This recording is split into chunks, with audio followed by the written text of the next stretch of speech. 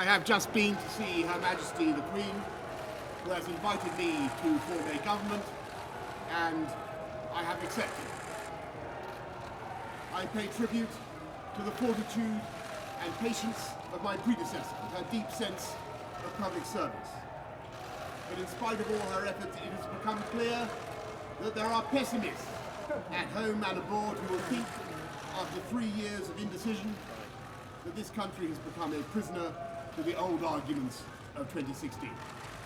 And in this home of democracy, we are incapable of honouring a democratic mandate.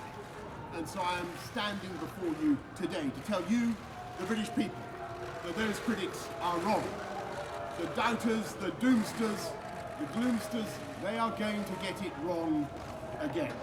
The people who bet against Britain are going to lose their shirts, but it's going to restore trust in our democracy. And we're going to fulfil the repeated promises of Parliament to the people and come out of the EU on October the 31st, no ifs or buts. And we will do a new deal, a better deal, that will maximise the opportunities of Brexit while allowing us to develop a new and exciting partnership with the rest of Europe, based on free trade and mutual support. I have every confidence that in 99 days' time we will have cracked it. But you know what? We aren't going to wait 99 days, because the British people have had enough of waiting. The time has come to act, to take decisions, to give strong leadership and to change this country for the better. And though the Queen has just honoured me with this extraordinary office of state, my job is to serve you, the people. Because there is one point we politicians need to remember. It is that the people are our bosses. My job is to make your streets safer. And we'll get in with another 20,000 police on the streets, and we start recruiting forthwith. My job is to make sure you don't have to wait 3 weeks to see your GP. And we start work this week with 20 new hospital upgrades and ensuring that the money for the NHS really does get to the front line. My job is to protect you, or your parents, or grandparents, from the fear of having to sell your home to pay for the costs of care. And so I am announcing now, on the steps of Downing Street, that we will fix the crisis in social care once and for all, with a clear plan we have prepared to give every older person the dignity and security they deserve. My job is to make sure your kids get a superb education wherever they are in the country, and that's why we have already announced that we're going to level up per pupil funding in primary and secondary schools. And that is the work that begins immediately behind that black door. And though I am today building a great team of men and women, I will take personal responsibility for the change I want to see. Never mind the backstop, the buck stops here. And I'll tell you something else about my job. It is to be Prime Minister of the whole United Kingdom. And that means uniting our country, answering at last the plea of the forgotten people and the left behind towns by physically and literally renewing the ties that bind us together, so that with safer streets and better education and fantastic new road and rail infrastructure and full fibre broadband, we level up across Britain with higher wages, higher living wage, higher productivity. We close the opportunity gap, giving millions of young people the chance to own their own homes and giving business the confidence to invest across the UK. Because it is time we unleashed the productive power, not just of London and the South East, but of every corner of England, Scotland, Wales and Northern Ireland.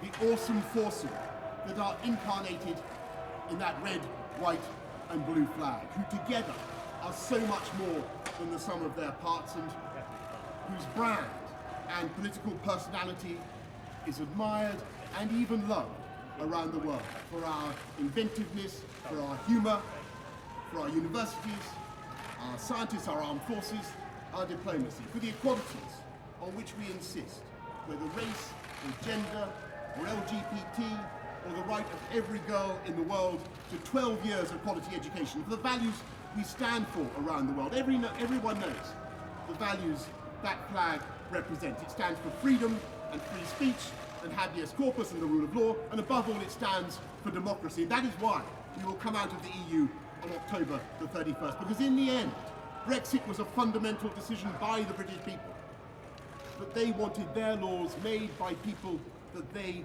can elect and they can remove from office. And we must now respect that decision and create a new partnership with our European friends, as warm, as close and as affectionate as possible.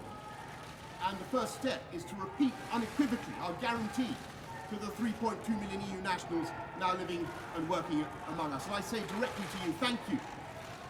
Thank you for your contribution to our society. Thank you for your patience. And I can assure you that under this government, you will have the absolute certainty of the right to live and remain. And I say next to our friends in Ireland and in Brussels and around the EU, I am convinced we can do a deal without checks at the Irish border, because we refuse under any circumstances to have such checks, and yet without that anti-democratic backstop.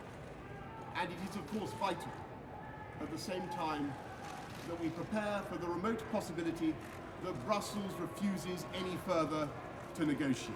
And we are forced to come out with no deal, not because we want that outcome, of course not, but because it is only common sense to prepare. And let me stress that there is a vital sense in which those preparations cannot be wasted, and that is because under any circumstances we will need to get ready at some point in the near future to come out of the EU customs union and out of regulatory control, fully determined at last to take advantage of Brexit, because that is the course on which this country is now set. With high hearts and growing confidence, we will now accelerate the work of getting ready, and the ports will be ready, and the banks will be ready, and the factories will be ready, and business will be ready, and the hospitals will be ready, and our amazing food and farming sector will be ready and waiting to continue selling ever more, not just here but around the world. And don't forget that in the event of a no deal outcome, we will have that extra lubrication of the £39 billion. And whatever deal we do, we will prepare this autumn for an economic package to boost British business and to lengthen this country's lead as the #1 destination in this continent for overseas investment. And to all those who continue to prophesy disaster, I say yes, there will be difficulties, though I believe that with energy and application they will be far less serious than some have claimed. But if there is one thing that has really sapped the confidence of business over the last 3 years, it is not the decisions we have taken, it is our refusal to take decisions. And to those who say we cannot be ready, I say, do not underestimate this country.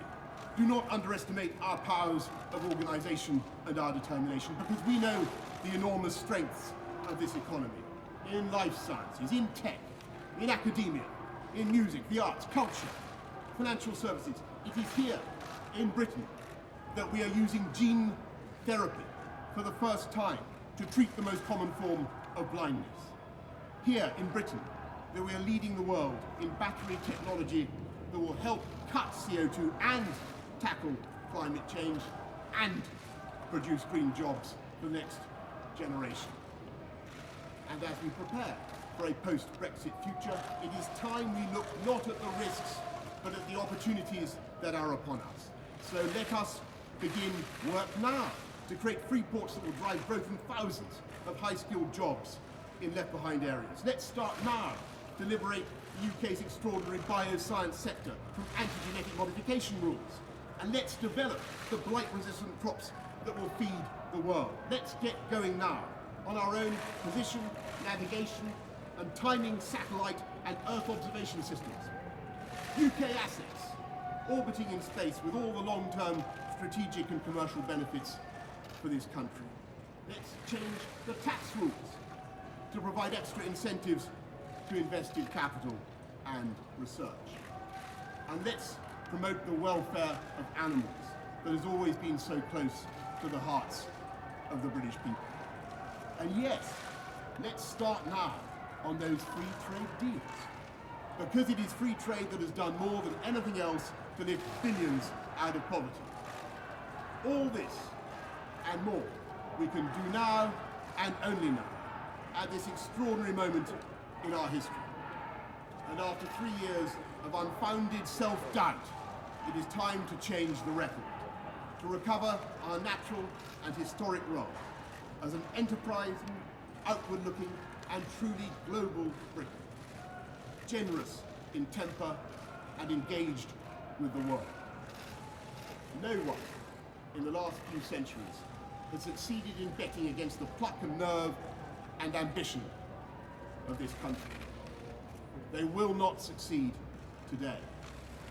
We, in this government, will work flat out to give this country the leadership it deserves. And that work begins now. Thank you very much.